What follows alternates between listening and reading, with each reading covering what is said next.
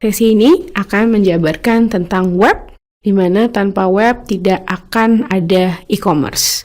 Fenomena web membawa ekspansi yang luar biasa atas layanan digital kepada jutaan pengguna komputer, termasuk halaman dan teks yang berwarna, kemudian teks berformat, kemudian gambar, animasi, video, dan juga suara.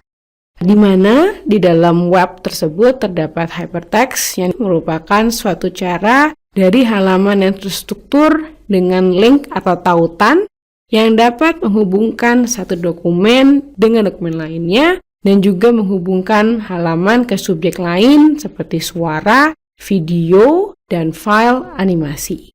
Di dalam web terdapat pula markup language, di mana ada istilah Hypertext Markup Language atau HTML.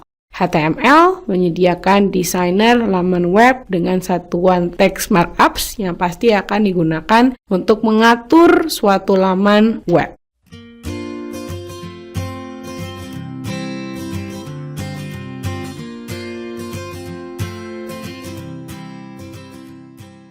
Kemudian ada juga web server software atau perangkat lunak yang menjadikan komputer ini mampu untuk mengantarkan laman web yang sudah tertulis di dalam format HTML kepada klien komputer di dalam jaringan, dan kemudian layanan ini akan mengirimkan suatu permintaan melalui HTTP.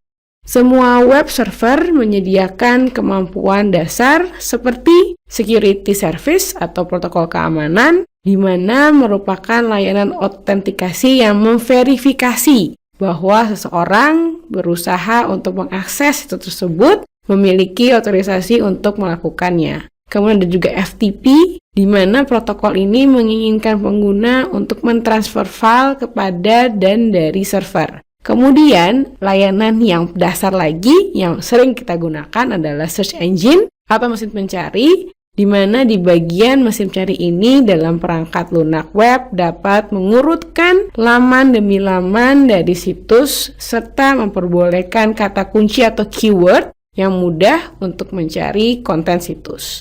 Pada saat pencarian, search engine ini atau mesin mencari ini akan memanfaatkan indeks yang ada yang merupakan daftar dari keseluruhan dokumen di dalam server.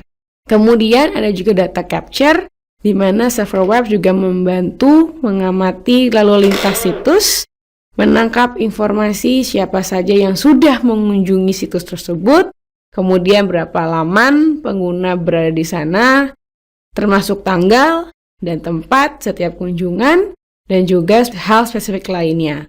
Kemudian informasi ini akan digabungkan dan disimpan dalam suatu log file di mana nantinya dapat dianalisis. Dengan menganalisis suatu log file, seorang manajer situs dapat mencari tahu jumlah total pengunjung, rata-rata setiap kunjungan, tujuan ataupun laman situs yang paling populer. Disinilah fungsi dari e-commerce, web, data capture bagi seorang manajer e-commerce.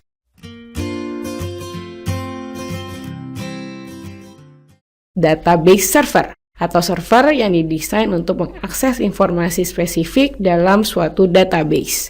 Ada pula ad server atau advertising server, di mana server yang didesain untuk mengantarkan banner iklan bertarget yang mungkin sering kita lihat pada saat kita membuka situs, ada iklan yang muncul, merupakan salah satu contoh dari ad server. Kemudian ada juga mail server atau surat, di sini server yang menyediakan pesan surat secara elektronik atau email. Selain web server ada pula web client, di mana perangkat komputer apapun yang terkait dengan internet yang mampu menyediakan permintaan dalam bentuk HTTP dan menampilkan laman HTML berupa Windows PC ataupun Macintosh. Kemudian ada juga web browser, yaitu perangkat lunak yang kegunaan utamanya adalah untuk menampilkan laman situs. Sekian dan terima kasih.